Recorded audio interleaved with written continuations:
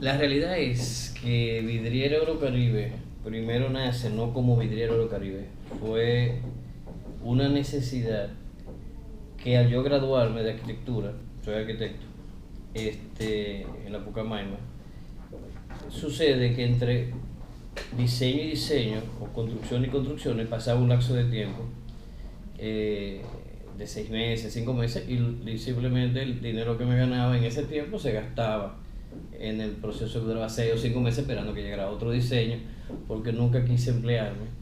Y entonces comienzo a pensar qué puedo hacer que me mantenga ocupado en lo que me llega un diseño y otro, o una construcción y otra.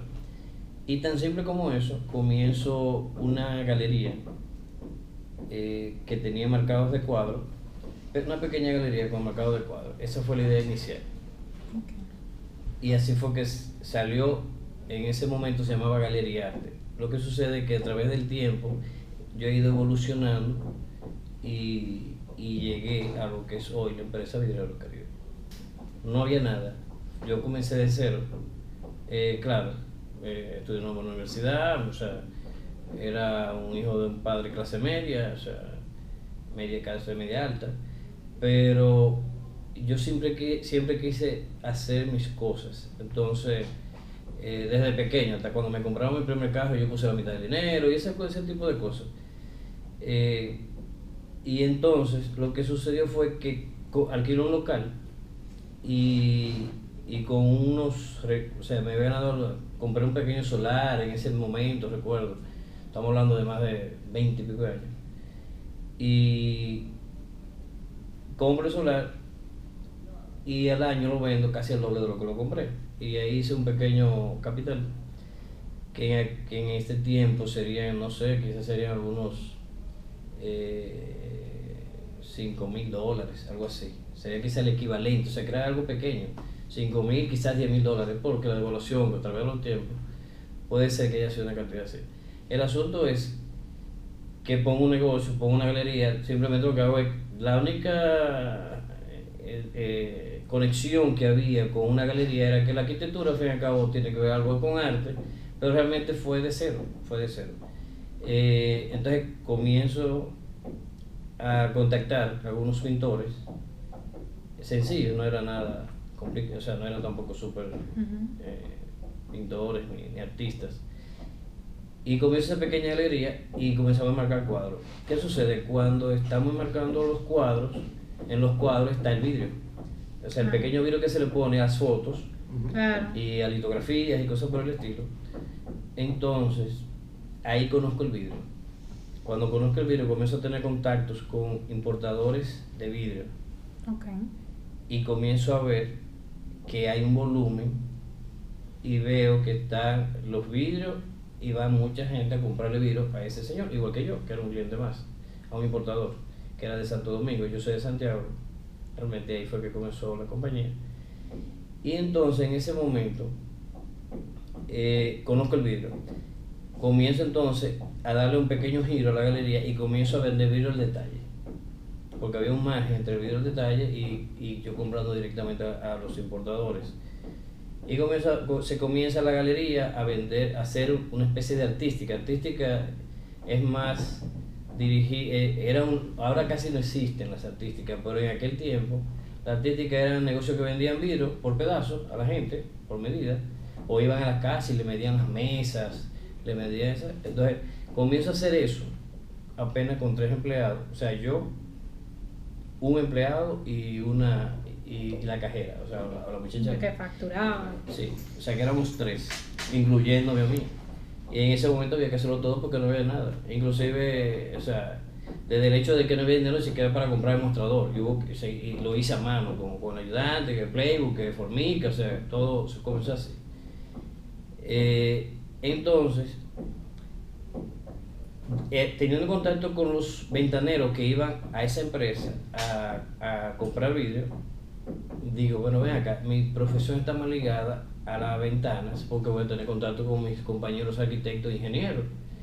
Y entonces le doy un cambio, saco la galería, o sea, me quedo en mi lugar, pero voy ya eliminando lo que son los cuadros, y entonces lo que hago es que fortalezco lo que me está evolucionando más, que son los vidrios, y le agrego el aluminio para las ventanas para tener contacto con mis compañeros. Esa fue la idea, ahí es que nace realmente lo que es la vidriera. Y ahí lecteo, ya como no, los cuadros ya estaban, ya quedaba una pared con 3 cuadritos, entonces ahí decido cambiar el nombre. En aquel momento se llamaba vidriera, se llamaba Galería Arte, y ahí ya le cambio el nombre a Vidriera del Caribe. Comienza Vidriera del Caribe, comienzo con un local pequeño que eran unos 60 metros cuadrados y comenzamos a fabricar ventanas. Comenzó a fabricar ventanas, esa etapa duró unos 2 años. Después de ahí sucede que cuando consigo el trabajo más grande, que yo digo, bueno, este va a ser mi mejor trabajo, que estuve esperándolo por tiempo, tuvimos muchísimos inconvenientes. Y después que terminamos, entonces, porque era alguien cercano, que había hecho un edificio, después que terminamos, sucede que los pagos me pagaron el dinero como un año, o sea, todos los meses me daban algo. Yo, pero Dios, si esta es una gente que es mía, es cercana y me hace esto, pero ¿qué pasa? Eso me llevó a lo que yo soy. Es increíble que siempre en la adversidad es que nacen las grandes ideas.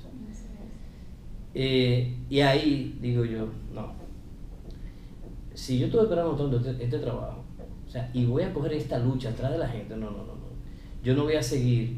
Y como digo, íbamos a ponerle mesa, los espejos a la discoteca y ese tipo de cosas hacíamos. Y ya llegó un momento como que medio me molestaba, porque obviamente yo terminaba, ya me gradué de arquitecto, eso, que como sentía como que eso estaba muy por debajo de mi capacidad. Y con ese problema que tuve con esa persona, entonces digo yo quiero que la gente venga donde mí. Yo no me imagino yo teniendo 10 años más y voy a tener que estar dándole vuelta a la gente y yendo a la casa de la gente. No, yo tengo que cambiar esto. Yo quiero ser como el que yo voy a comprarle. Y ahí en ese momento es que nace la idea de poner una importadora. Por la adversidad de lo difícil que se me hizo, cuando yo pensé que había encontrado el premio mayor en cuanto al trabajo que estaba esperando por tanto tiempo. Y ahí entonces comienzo a hacer los contactos. Ya yo en ese tiempo ya estaba comprando la importadora también aquí en Santo Domingo, que venía directamente. Y ahí comienzo a tratar de conseguir suplidores, lo cual era sumamente difícil, porque obviamente era muy hermético. Habían pocos importadores y no había mucha información, no había Google, o sea, era muy fácil. Ahora Google y te aparece de 4.000 suplidores, es diferente. En aquel tiempo eso no existía. Y entonces yo lo que comienzo es que cada vez que yo iba a los importadores, me ponía a ver qué caja tenía alguna etiqueta que se le había olvidado a algún empleado dejarla pegada. Y comenzaba y me la llevaba. Y comencé yo a sacarle las etiquetas cuando podía a las cajas de los importadores que allá había en Santo Domingo, que eran 3 o 4, había muy pocos, de mi línea. Y entonces ya tengo ese contacto, entonces comienzo a buscar financiamiento para hacerme importador. Ese es realmente el inicio de cómo nace la empresa.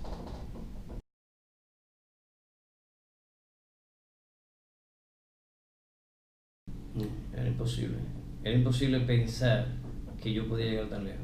O sea, nosotros, gracias a Dios, hemos llegado más lejos de lo que mi imaginación pudiera haber alcanzado. O sea, no había forma de yo pensar que eso que inició así, tan simple, con una necesidad de estar ocupado en lo que me llegaba un diseño y otro, iba a llegar a ser la empresa que soy. Que somos de las empresas líderes en el mercado, en nuestra línea, de lo que tiene que ver con importación de vidrio, aluminio, acero y todo lo afine al mundo de las ventanas.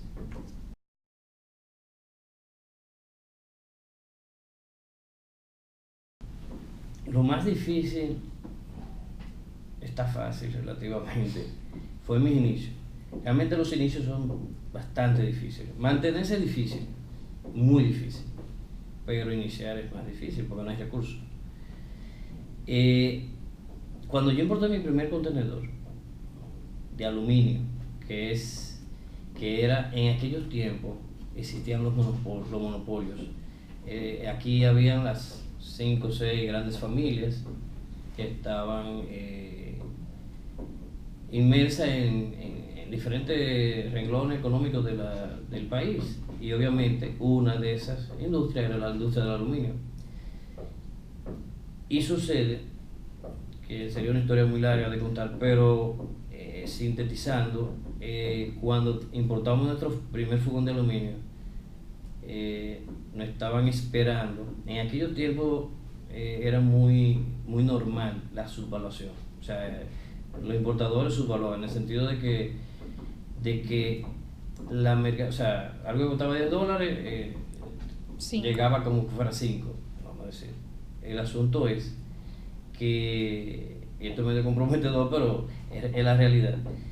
Y además ya eso no existe prácticamente en estos tiempos porque han desmontado casi todos los aranceles y ya no tiene sentido la subvaluación. Pero en aquellos tiempos un artículo pagaba un 50, un 60, un 30% de impuestos. Y obviamente era un monto o sea, eso hacía una diferencia ¿En qué muy año grande. estamos hablando? ¿Perdón? ¿En qué año estamos hablando? Estamos hablando de 18 años atrás más o menos, 16 años atrás, o sea, 18. El asunto es, no había libre tratado de comercio. Entonces todos los artículos que uno importaba valía 3 y 4 veces lo que valía el artículo fuera, ya una vez está aquí en el país. Y entonces a ese número ser tan importante dentro de un costo, cuando tú estás hablando de que tú pagas un 40%, entonces los importadores en general, era que si tú no lo hacías no podías entrar al juego, era simple. Si no lo hacías ni te molestara entrar, porque era muy alto la diferencia. Entonces, la empresa local me tendió una redada, o sea que en el momento que llegó el primer furgón, hicieron dos cosas. Nos esperaron con inspectores directamente que llegara el furgón a nombre de nosotros, y lo otro fue que bajaron el precio a nivel nacional del artículo que nos estamos trayendo, que eran perfiles de aluminio en ese momento. Y obviamente o sea, todo el capital estaba puesto en ese contenedor. Entonces, multas, el doble de las multas, el 10%, y dejarte la mercancía 6 meses bloqueada, fue un momento de lo cual yo no quisiera volver a repetir, porque si hubiera habido un par de cositas más extra, era muy probable que lo que hoy es una gran empresa no hubiera existido, porque no había la solvencia para aguantar ahora, o sea, hemos tenido otra etapa que han sucedido cosas similares, no en las mismas condiciones, pero y se nos ha quedado 10, 15 contenedores por una situación X en el muelle, y por la solvencia de la empresa ya no importa, pero en aquel tiempo ese solo contenedor pudo haber sido el fracaso total de la empresa en ese momento.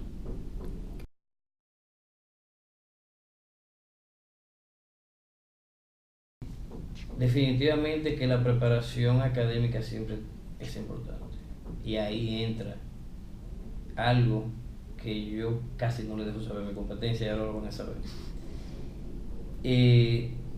Mis edificios, mis almacenes han sido diseñados para dar el servicio del producto que vendo. En el caso yo no, porque no tienen el conocimiento arquitectónico que yo tengo.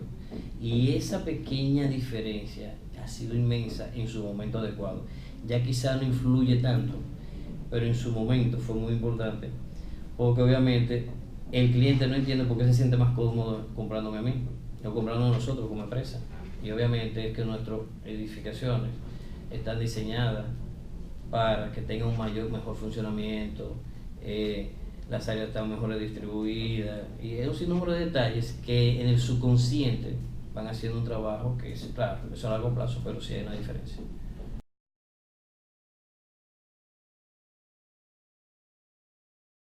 La primera parte o sea, el primer aporte, yo lo dije que era algo De la venta del terreno. era pequeño para lo que es una empresa. Ujú. Pero después sucede que lo que hago es financiarme. O sea, ahí mi padre entra en juego, no que me financia, sino que me es garante. Me es garante de un préstamo, pero que tampoco era algo relevante en cuanto a la cantidad. Hubiera sido quizá hoy día 20, 30 mil dólares más. Que cuando estamos hablando de importación, no es no es una cantidad relevante realmente. Pero sí valió la pena haber iniciado de la forma que inicié, porque eso me obligó a mí a pasar por todas las etapas de crecimiento, que es muy importante cuando ya uno está llegando a cierto nivel, porque eso es lo que te da solidez y además te es más fácil manejar una empresa que tú la conoces desde el inicio y que todos los puestos de la empresa han sido creados por ti. No es lo mismo, por eso es que muchas empresas hoy en día fracasan. La gente busca mucho dinero, pone una empresa y no tiene el know-how, no sabe los detalles de los procesos, no sabe los detalles de producción, de muchísimas cosas, o sea, o no sabe la parte administrativa, no la manejan adecuadamente, a veces tienen una carga administrativa demasiado grande para un paquete muy pequeño, o a veces pasa al revés, a veces no hay balance. Y eso hace que muchas empresas grandes que comienzan, inclusive con capital, quizá de un hijo de alguien adinerado, lo que sea, y fracasan. Y es porque no tienen los conocimientos básicos bien fundamentados.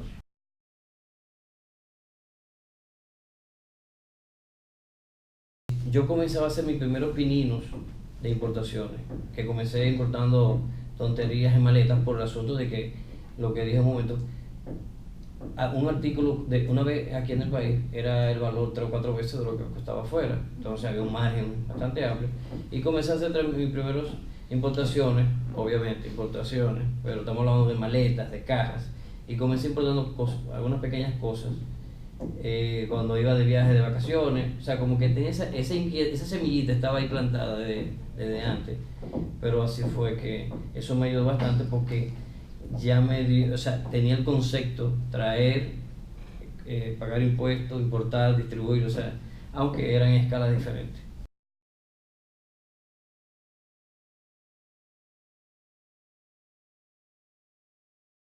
Nosotros iniciamos en Santiago y fue algo, o sea, una vez que comenzamos a importar fue algo increíble. Después que pasamos los problemas, los primeros contenedores, qué sé yo qué, básicamente nosotros vendíamos todo lo que traíamos, era algo increíble, o sea, fue algo tan rápido que pasó. Vendíamos, o sea, que si traía 10 vendía 10, si traía 20 vendía 20, traía 30 vendía 30, o sea, y eso pasaba muy rápido. Y obviamente eso hacía que la empresa llevara un ritmo súper acelerado, que no era una empresa, todavía era un negocio. Y crecíamos un 2000%, un 3000%, o sea, era algo sumamente... fue cuando, o sea, es como llegar en el momento adecuado, realmente. Porque en ese tiempo apenas habían 2 importadores. Bueno, yo fui el segundo importador en Santiago. Y obviamente eso hizo que creciéramos bastante rápido. Pero en Santo Domingo sí ya había bastante. Entonces comenzamos a hacer las primeras ventas con vendedores a Santo Domingo. Y lo que hacemos es que comenzamos a despachar directamente del almacén de Santiago. Entonces, ¿qué pasa? Comenzó con un viaje a la semana, 2 viajes a la semana, 3, 4, 5. Llegó un momento que era un viaje diario y ya era inmanejable porque los muchachos estaban súper cansados, trabajando horas extra todas las noches. Era un asunto ya que el nivel de agotamiento de la empleomanía, hasta yo la sufría porque era demasiado fuerte. Y llegó un momento que dije, no, espérate, necesitamos obligatoriamente ya tener presencia física en Santo Domingo. Y ahí entonces es donde decido adquirir un local y comenzar ya a tener nuestra primera sucursal.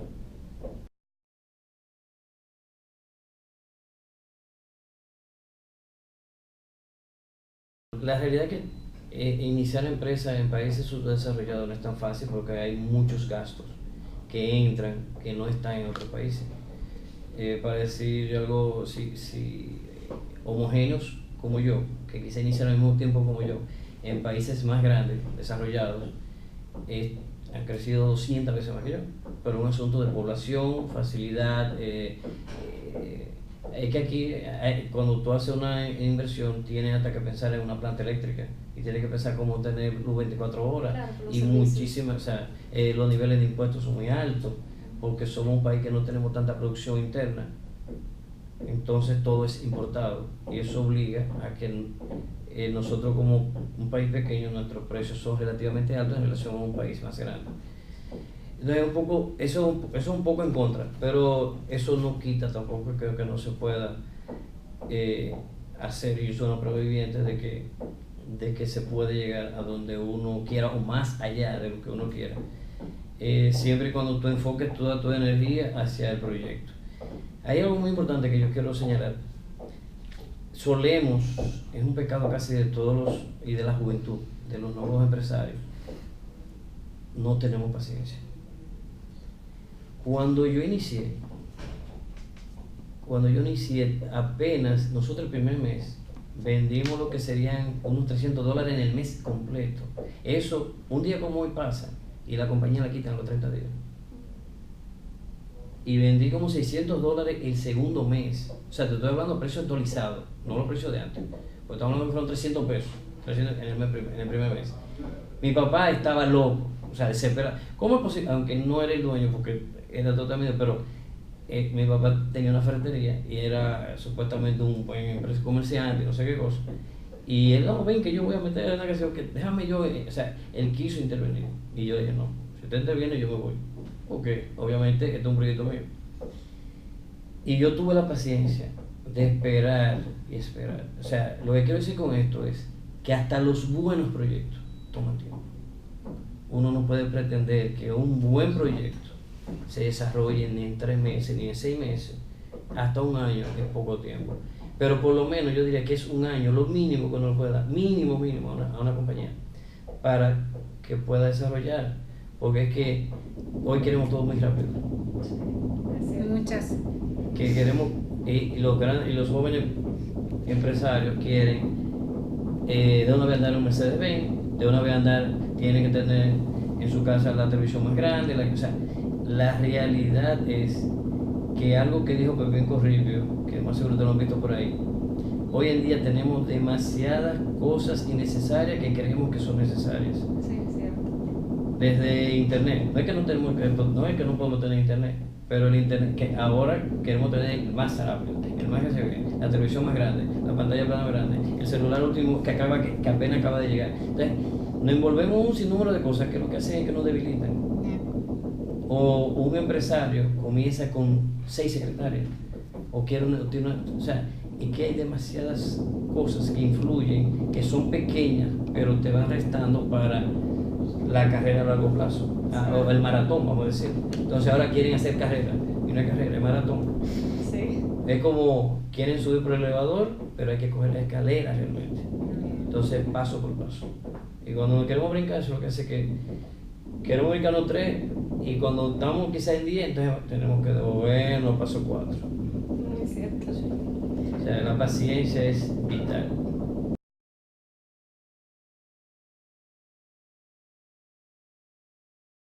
Como mencioné, empezamos 3, incluyéndome, éramos 3. Hoy en día estamos cerca de los 100 empleados, excluyéndome. y en aquel momento yo recuerdo que renté un espacio que era de unos 66 metros cuadrados. Hoy en día tenemos cerca de 15.000 metros cuadrados. Y tenemos también una cantidad bastante considerable de terreno para la proyección en el futuro en ciudades claves para seguir con el desarrollo de la empresa. Ahora mismo estamos en Santiago, estamos en La Vega, para el Cibao Central, estamos en Santo Domingo y tenemos también distribuidores en el país entero, o sea, prácticamente en todas las provincias. Próximamente muy probable que abramos en Higüey, en Bávaro, en Santo Domingo vamos a abrir otra sucursal, de lo cual ya tenemos algunas propiedades compradas, o sea que realmente entiendo que vamos a seguir creciendo.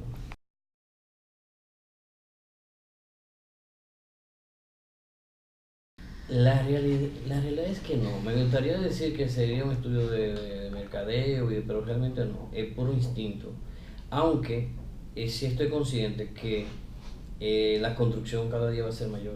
Es que mientras sigamos reproduciéndonos y se necesite tener nuevos negocios, nuevos edificios, más apartamentos donde vivir, porque mi línea está ligada directamente al sector construcción. Entonces, básicamente entendemos que a mayor población, más necesidad de construcciones o de remodelar lo que existe, porque ahora la gente quiere más, o sea, que los espacios sean más, tengan más iluminación, que tengan menos concreto, y la modernidad de los pisos con poca estructura. Entonces, todos estos cambios en el diseño y en el gusto del transeúnte, a veces que lo ve, que obviamente una vidriera donde hay una exhibición de ropa o algo así no es lo mismo, un pequeño como antes, que eran relativamente pequeños, ahora son grandes vidrieras que básicamente son edificios casi en el aire a base, o sea, y están forrados de vidrio, están pisados de vidrio. Entonces eso hace exacto. Y eso hace, además, el incursión, o sea, ahora también todos los diseños casi tienen acero. Nosotros también estamos en acero.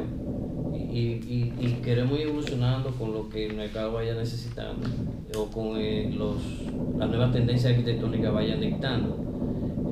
Esa es básicamente la idea de que en el futuro se va a necesitar más nuestros productos.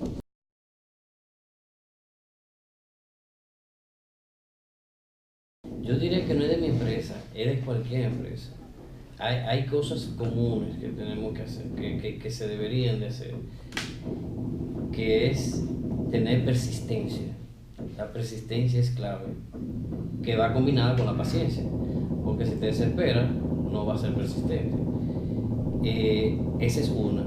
La otra es estar abierto a los cambios, estar abierto a poder en el camino variar, darle un giro a las cosas.